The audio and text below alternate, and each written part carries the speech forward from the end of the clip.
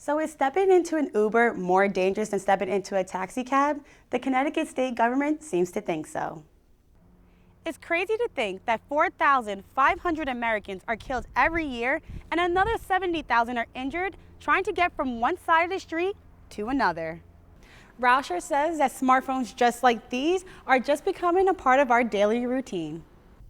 Smith says that the program has fallen on difficult times since the state has decided to reduce its funds by 5%, making it harder for their employees to do their jobs. Quinnipiac was represented this past week at the Boston Marathon. Students from the athletic training and sports medicine program volunteered at the annual race to assist with injured runners. Some other members of the Quinnipiac community were running in the race and handing out water along the route. From here, you can see just how bad the potholes are, and they only get worse as you travel down New Road. Despite the common belief that young people aren't interested in keeping up with the news, researchers are saying that they are still interested, but they're just finding new ways to consume it. Now, we all know how stressful final week can be, but a couple of young boys are coming back to Quinnipiac to try and relieve that stress.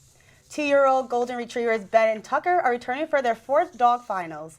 The two will be available Monday through Wednesday from 10 to 2 for petting, cuddling, and playing, all to relieve your test-related stress. They say the sign of a true friendship is being able to enjoy each other's company in silence. But in this day and age, where cell phones are practically glued to people's hands, this idea seems nearly impossible.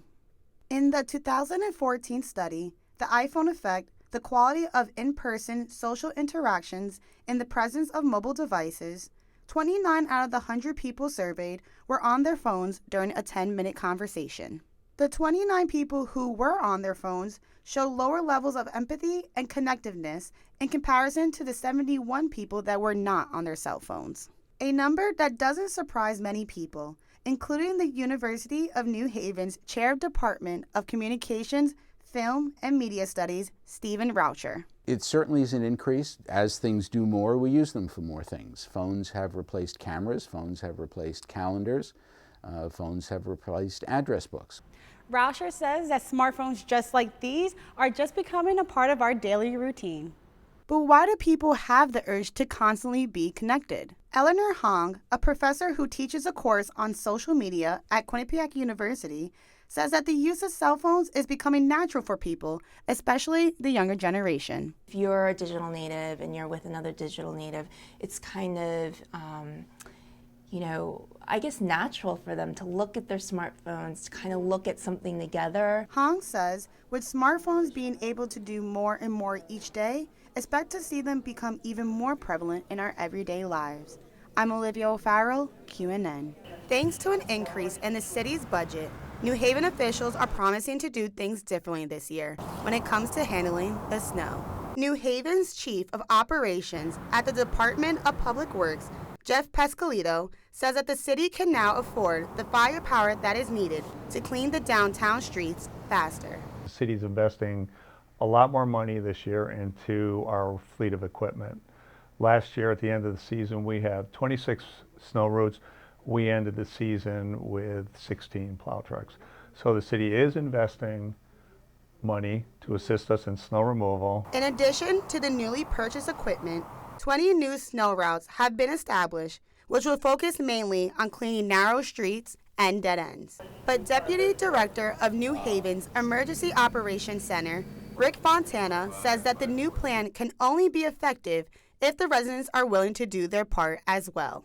If it's snowing, either park your vehicle off the road, use one of our off-street parking lots, or put your vehicle somewhere else, because if your vehicle's on the road, we can't get the streets blocked. Fontana also advises all New Haven residents to register with the city's emergency communication systems for storm-related updates or alerts. Now, the city plans to ticket and tow any car that is parked on the street 2 hours after the first snow falls. I'm Olivia O'Farrell, QNN. If you're a student living on campus, then taking a shuttle is a part of your daily routine.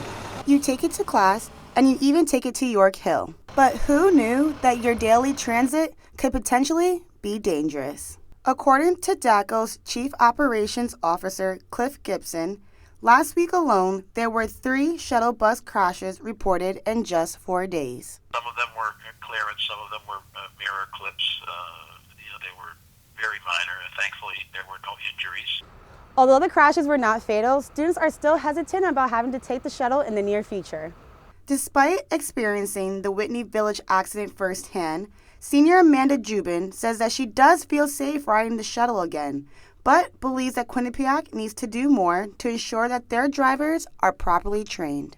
They need some type of tutorial, whatever, their manager with the QU public safety to go through the route so they know what they're doing. Gibson says that DACO is taking preventative measures by approaching the situation in a conversational manner. We've scheduled a special meeting for all of the drivers to talk about ways that we might help them and ways that they can suggestions they might make to us in terms of clearance points and particular areas on and off the campus.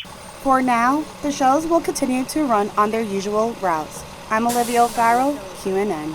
Reports of sexual assaults on college campuses have increased significantly since last year, a sign to many faculty members and safety officials that schools are getting better at handling cases of sexual violence.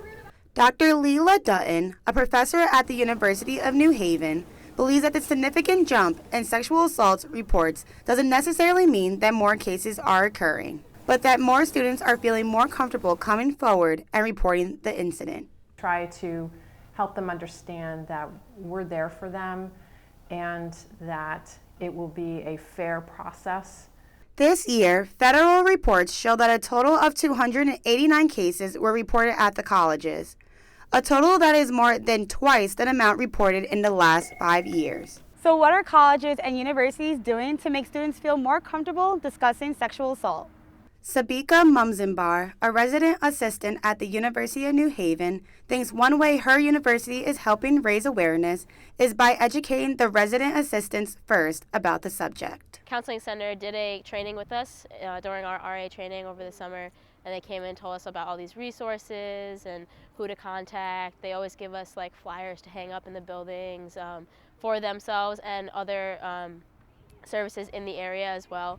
The University of New Haven will attempt to combat the rising number of cases by placing a financial hold on students' accounts if they fail to complete the school's sexual assault module this upcoming year. I'm Olivia Farrell, QNN.